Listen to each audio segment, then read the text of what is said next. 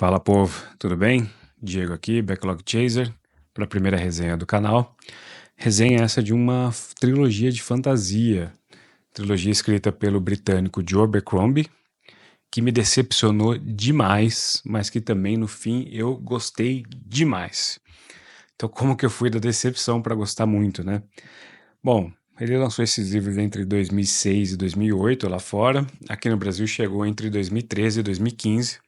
Nunca mais foi republicado pela editora Arqueiro. O primeiro livro é The Blade Itself, aqui em português, O Poder da Espada. O segundo livro é Before They Are Hanged, em português, Antes da Forca. E o terceiro livro é The Last Argument of the Kings, aqui no Brasil, O Duelo dos Reis. Desculpa se mexeu um pouco a câmera aí. Aliás, esse título aqui eu não gostei da tradução, tá? Porque ele faz uma referência histórica. Eu acho que todos eles devem fazer uma referência histórica, mas esse aqui especialmente ele faz uma referência histórica que eu conheço.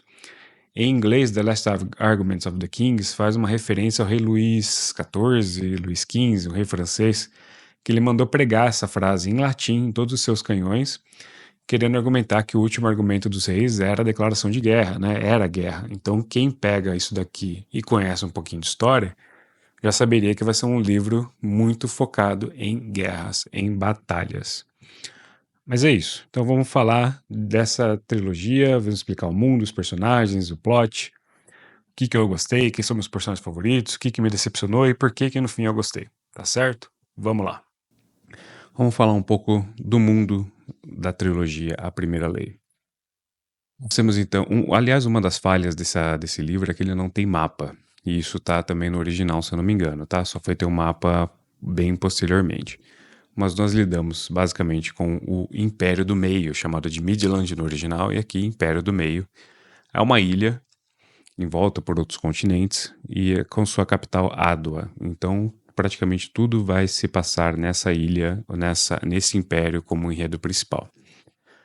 Bom, esse império tem alguns problemas. Apesar de ele ser uma ilha, ele tem aliados ou territórios nos outros continentes. Então ele tem uma pontinha no norte, ele tem uma ponta no sul, ele tem alguns aliados no oeste, no leste e alguns outros pontos. Esse ponto no norte foi conquistado à força.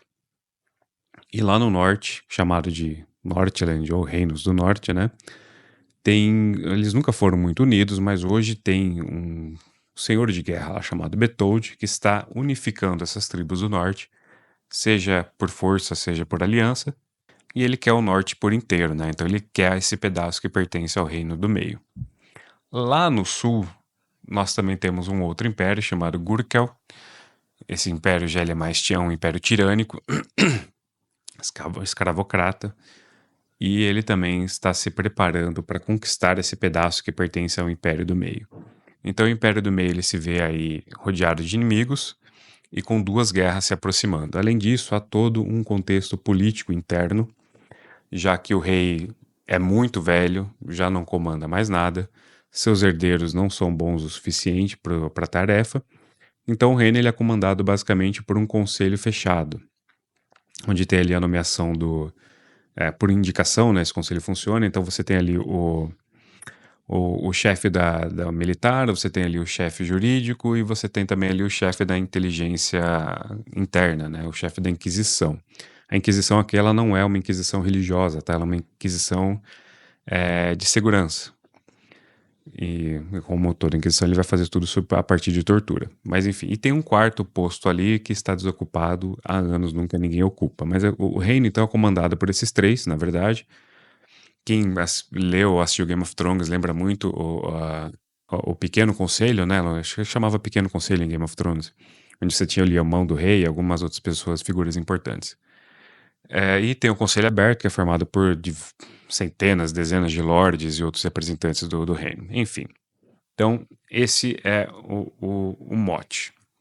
Então, você tem esse mundo prestes a entrar em guerra, principalmente esse império, e você tem toda essa evolução política interna também. Além disso, o mundo aqui, só para a gente se situar, não é um mundo de alta fantasia, tá? Ele é um mundo de Idade Média comum, onde pólvora ali ela está começando a ser descoberta, etc. Mas você não tem esses seres mágicos, assim, em nenhum momento aparece um dragão ou é referenciado dragões, trolls, unicórnios, Kraken ou qualquer outro ser desse tipo, tá? Então são todos bem humanos. Você tem uma outra raça ali de ser sentiente, pensante, um pouco diferente, mas até elas têm algum fundo, digamos, de criação ali interessante. E que a gente vai descobrindo com relação ao livro, certo? Com relação ao livro progride. Bom, mundo exposto.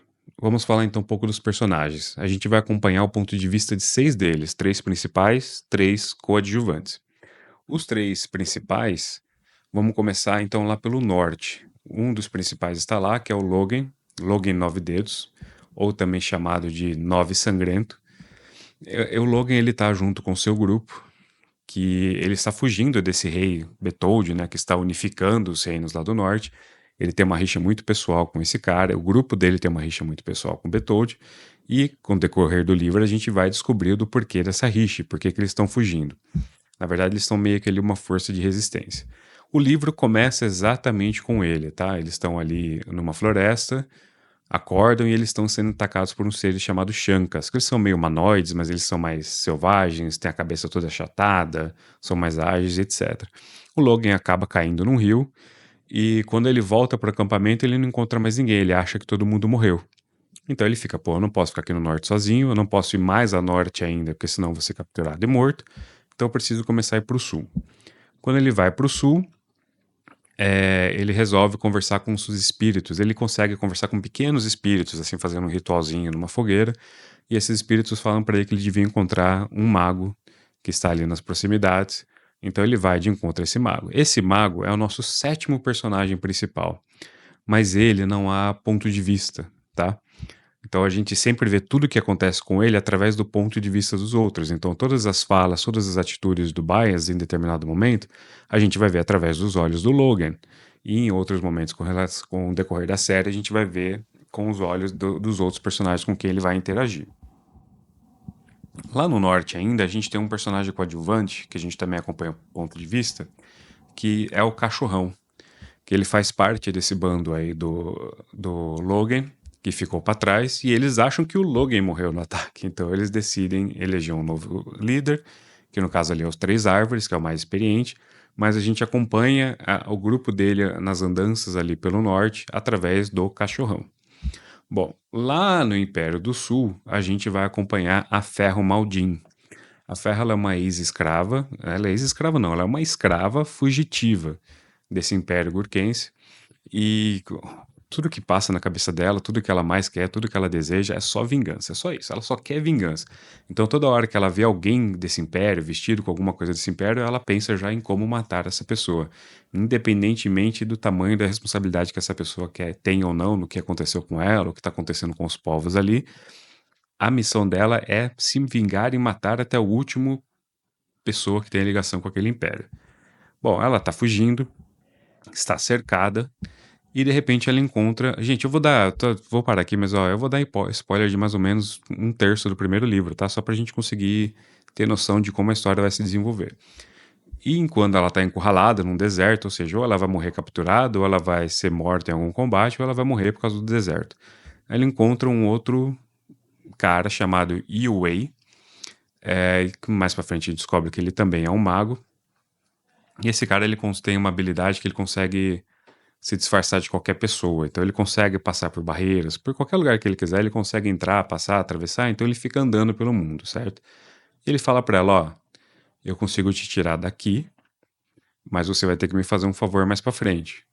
Mas eu te prometo, te tirando daqui, esse favor vai envolver vingança, você vai poder se vingar. Por que que ele quer ela? Porque ela é uma pessoa um pouco peculiar. A gente viu lá que o Logan consegue falar com alguns espíritos. Ela tem algo que ela ainda não sabe, mas que o Wei sabe e precisa dela para isso. Então os dois conseguem fugir lá do sul, e eles vão para onde? Eles vão para o Império do Meio, para Adwa. Então lá no norte, o Logan encontra o Bias, e o Bias fala: eu tenho uma missão para você, me siga. O Logan não tem mais nada para fazer, te sigo, e eles também estão indo lá para o Império do Meio, também para a capital Adwa. Então nós temos aí 3 personagens de fora do Império do Meio rumando para a capital. Lá na capital estão os outros 3 personagens, tá? Mais 2 principais e mais um coadjuvante. Um desses principais é o Glokta. O Glokta ele é um inquisidor, não é o líder, mas ele é um inquisidor. Ele era um excelente guerreiro, vencedor de competições, herói de guerra, mas que na última guerra com Gurkul, ele foi capturado e passou 2 anos sendo torturado, assim, torturas brutais, tá? Então, por exemplo, ele não tem metade dos dentes, mas não é só metade. Ele tem os 4 de cima, mas não tem os 4 de baixo. Aí ele tem os 4 de baixo, mas não tem os 4 de cima. Ele não tem uma pálpebra, ele tem cicatrizes, ele tem cabelo rareado, ele tem dedos defeituosos, ele tem um pé dele não é só um cotoco, enfim, ele não consegue se mexer, ele não consegue viver, até mesmo deitado ou sentado, ele tem dor. Ele está sempre só procurando uma forma de ter menos dor. E, se eu não me engano, ele é o segundo capítulo do primeiro livro e que inicia até mesmo com o barulho dele andando, né? Tipo, ploc, clap, arrasta. Que ele não consegue andar direito. O maior inimigo dele são escadas. E ele foi de torturado para um exímio torturador. Né? Então, hoje ele trabalha para a Inquisição, torturando outras pessoas para conseguir confissões, informações e desbaratear qualquer problema político ou mesmo descobrir o que está acontecendo em outros reinos. E o mais interessante do Glock é que ele vai ser o mais político de todos os personagens que a gente vai acompanhar. E ele também é o único que ele tem um monólogo interno muito forte. Então os outros a gente vai ver em algum momento o que o Logan, na Ferro, etc., pensou sobre uma situação. Mas com o Glock, a gente vai ter isso a todo momento. A cada frase que ele diz, a cada frase que ele ouve, ele traduz pra gente as reais intenções daquela frase, do que foi dito, ou o que ele realmente está pensando. Ele não chega a quebrar uma quarta parede, como eu lembrava dele naquele personagem do Kevin Spacey no House of Cards. Ele não chega a quebrar uma quarta parede, mas ele está sempre fazendo essa tradução política do que realmente está sendo dito, quais são as reais intenções. Então ele é um personagem muito interessante para acompanhar nesse tipo. Ele é o que tem o ponto de vista mais diferente de todos. O outro personagem aqui é o Jezal. O Jezal ele é um nobre comum, narcisista, só pensa em si mesmo, ele é muito bom de batalha, meio mulherengo, mas justamente por ser muito bom em duelos, ele foi escolhido ali para ser o representante do reino no próximo campeonato, certo? Então, vários reinos ali do Império. Aliás, preciso voltar nesse ponto. A gente tem a capital Adua, a gente tem o Império do Meio e a gente tem a União, que é o Império do Meio e seus aliados. Então, de vez em quando acontece esse torneio com o Império do Meio e o resto de seus aliados enviam representantes para esse torneio que o Glock está ganhando no passado e que eles querem que o Jezal ganhe agora. Só que não se sabe por que a gente vai entendendo com relação no meio da história. O Bias precisa do Logan, por causa da conversa deles com os espíritos. O Bias precisa da Ferro, por causa de um segredinho que ela possui ali, que ela nem mesmo sabe. Mas ninguém sabe por que o Bias precisa do Jezal. E o Bias vai começar também, quando ele chega em Ado, ele também vai puxar o Jezal pro lado dele para realizar algumas missões aí. E, por fim, o Jezal, assim, ele é, como dito, né, narcisista, bobão, só pensa em si mesmo, mas ele começa também a se apaixonar por uma plebeia, e coisa que não pode na posição dele. E por fim, a gente tem aqui também o Major West. O Major West, ele é um cara que ele não é nobre, ele não é de família, mas nas últimas guerras ele foi muito importante, virou um certo herói de guerra, e com isso ele foi galgando posições militarmente na sociedade, né? Então ele é um cara muito centrado, muito firme, muito honesto, um pouco com uma certa honra, mas ele não tem esse sangue, né, sangue azul, e por isso ele sofre um certo preconceito e muita resistência ali dentro quando ele abre a boca para falar ou dar opinião, né? Então são esses nossos personagens, mais o Bias, que é o sétimo. O Bias é o personagem mais curioso aqui, como dito, ele não tem ponto de vista, mas sempre nós vamos vê-lo através do ponto de vista dos outros e cada um o enxerga de uma maneira, né? A Ferro vai enxergar nele um propósito para sua vingança, o Logan sempre vai ser um propósito para uma nova vida, uma mudança. O Jezal sempre é uma raiva do porquê que eu tô aqui, mas todos também vão alimentando esperanças e desconfianças com relação ao Bias. O Bias, ele se auto-intitula o primeiro dos magos. Por quê? Porque ele é o primeiro aprendiz de um mago anterior, que teve 10 aprendizes. Coisas aconteceram que nós vamos descobrir ao longo do livro, e esses 10 meio que se dividiram entre, né, e tem uma guerra em curso entre eles até hoje. E o Bias já tem aí 300, 400 séculos de vida, e ele é a chave para muitos dos mistérios que acontecem ali em Adwa e no mundo como um todo. Ele tem um grande apreço pelo Império do Meio. Lendo o livro descobrimos o porquê. E ele tem muita raiva do Império do Sul. Lendo o livro também descobriremos o porquê. Então ele não quer que o Império do Meio caia. Então ele vai para a capital. Ele vai ter que provar que ele é quem ele diz que é. Aliás, ele vai falar: aquele quarto lugar no Conselho Fechado é meu por direito. Eu tenho aquele local fixo. Então ele vai começar a interferir na politicagem do Império.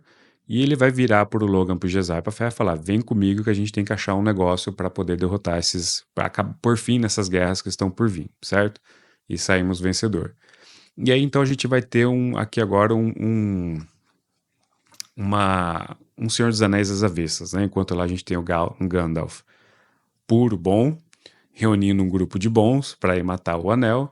Aqui a gente tem um Baez, um personagem extremamente que todo mundo eleva desconfianças, traiçoeiro, etc., reunindo um grupo de traiçoeiros, etc., para fazer uma missão que ele nem explica para os outros o que é, do que eles estão atrás. Então eles vão ir para a borda do mundo atrás dessa coisa. E nós temos então as guerras começando no norte e no sul. Tá feito, tá pronto o pano de fundo. O Glokta e o Ash vão ter outras missões, e o Baez, o Jezal, a Ferro e o Logan partem em busca desse artefato. Pronto, nosso mundo, nossa história está armada. Bom, mas vocês viram lá no começo que eu falei que foi uma obra que me decepcionou, mas que eu gostei muito. Então vamos entender o porquê disso. Bom, todo crítico que eu vi sobre essa série, seja aqui no Brasil, seja lá fora, seja gringa, fala que ele é o rei da fantasia grimdark, que é um dos melhores livros grimdark, não sei como fala. Mas o que é isso?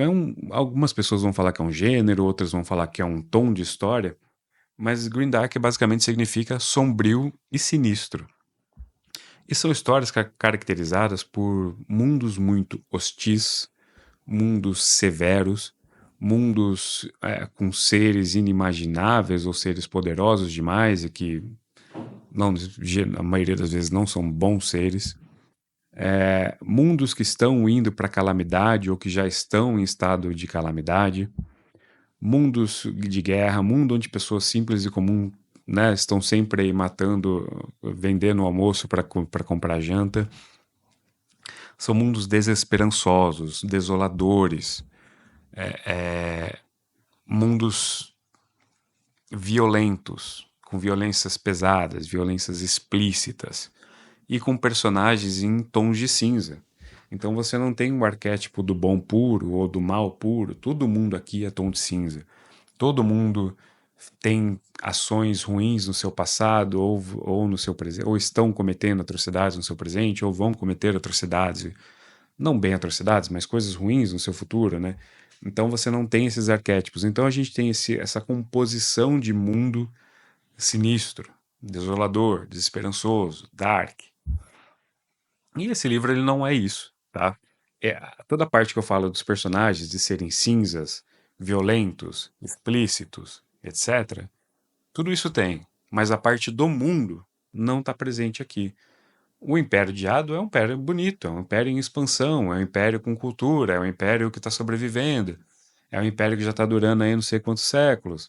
Gurko é uma tirania, mas também é um império, a gente tem os outros impérios aliados, etc.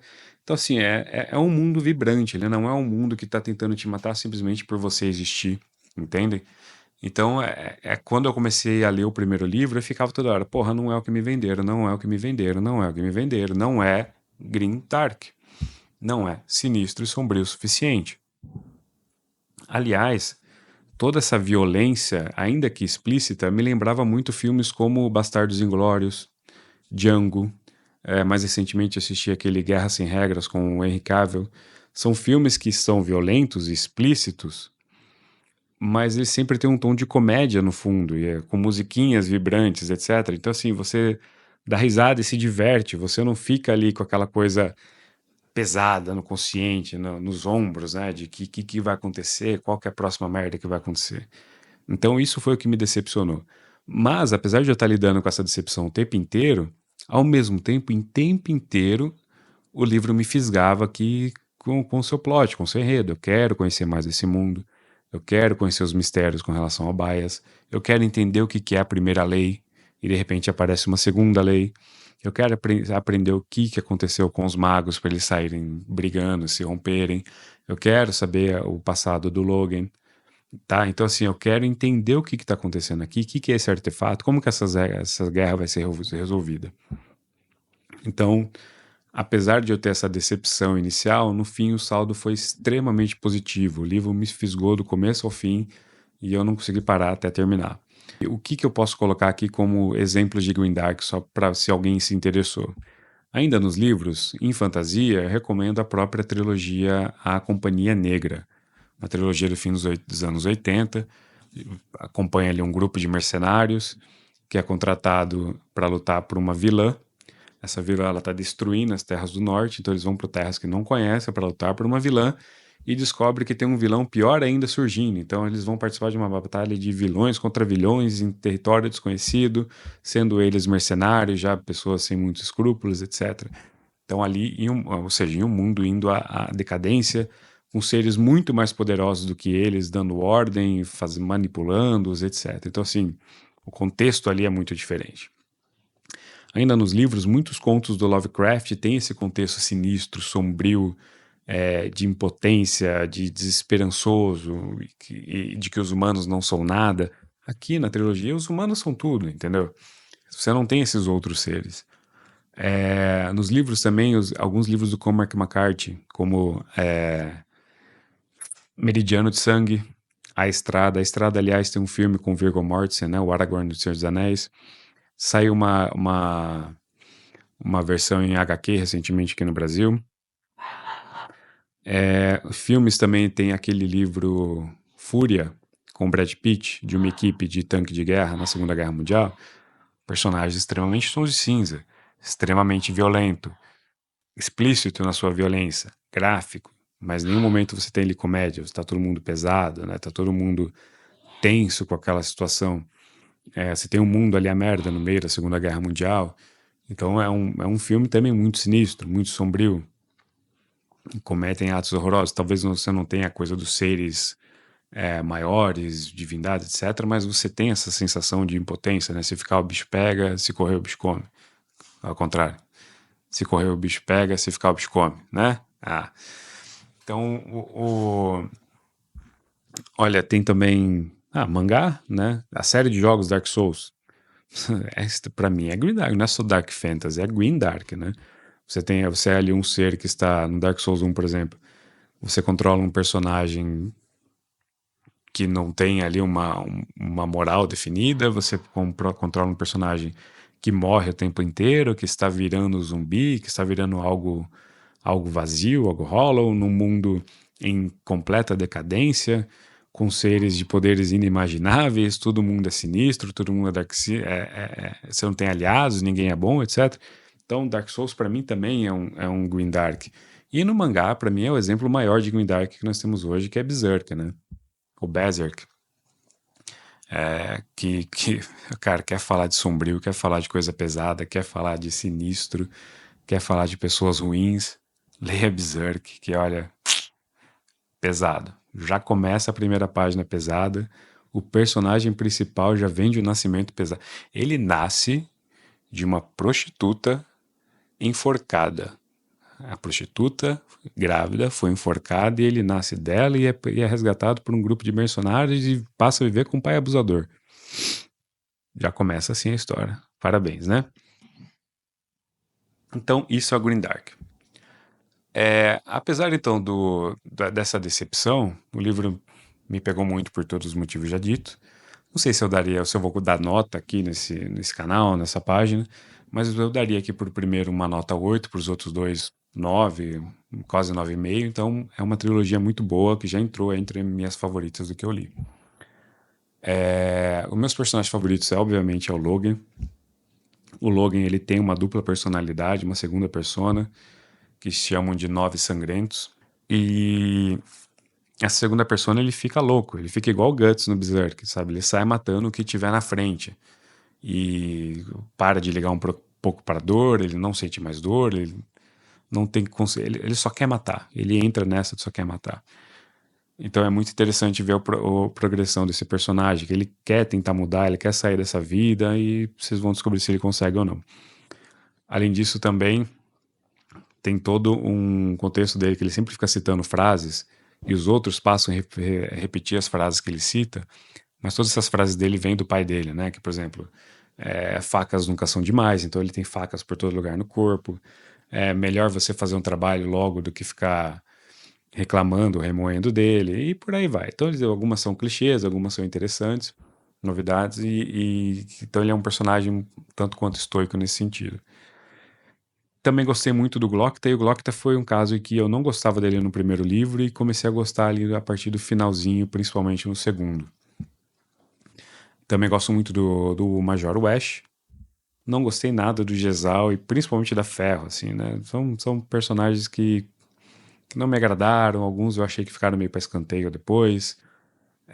O Jezal, ele é até interessante, ele até tem um arco interessante, um final interessante.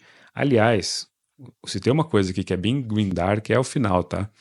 Porque após a batalhona principal, a gente vai ver as consequências para alguns personagens em alguns lugares, e a sensação assim, é bem áspera, né? Para não dizer o mínimo, para dizer o mínimo. Então é isso. A história, o autor ele parece querer nos dizer o tempo inteiro que algumas pessoas não mudam, algumas pessoas vão pensar que mudaram, mas elas não mudaram, e vai precisar de terceiros mostrar isso para eles. Algumas coisas no mundo também nunca vão mudar. Ele vai tentar te dizer que apesar de você tentar mudar, as pessoas à sua volta às vezes estão tão acostumadas com você ser de tal jeito que elas vão te puxar pro jeito antigo, ainda que você queira mudar. E muita coisa no fim do livro parece que ela volta exatamente pro ponto inicial. É interessante, é muito interessante a história dele. O autor escreve batalhas muito bem também, então assim, sempre que a gente está em momento de batalhas é muito legal.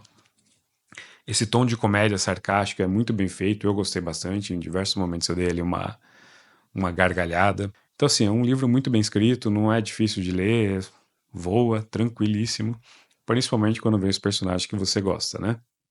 Então é isso. O mundo ele deixa diversas... Ele constrói, aliás, um mundo aqui.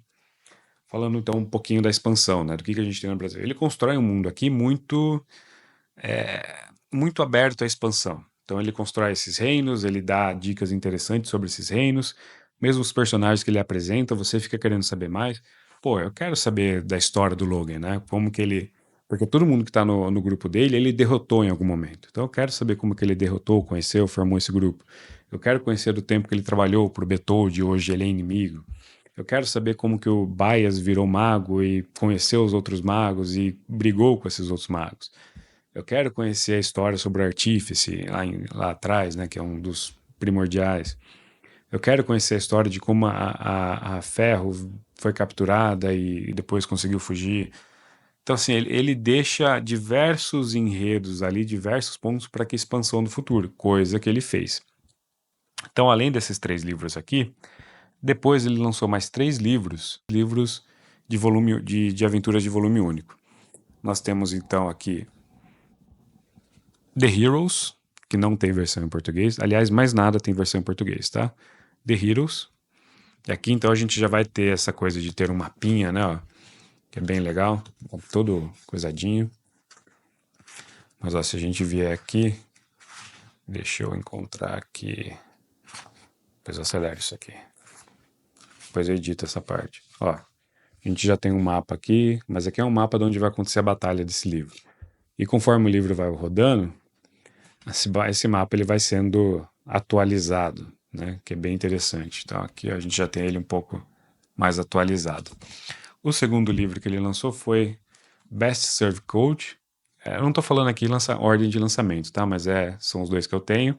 O terceiro livro chama Red Country, mas eu não tenho aqui. Não tá aqui comigo, eu não achei. Tá em alguma caixa por aí.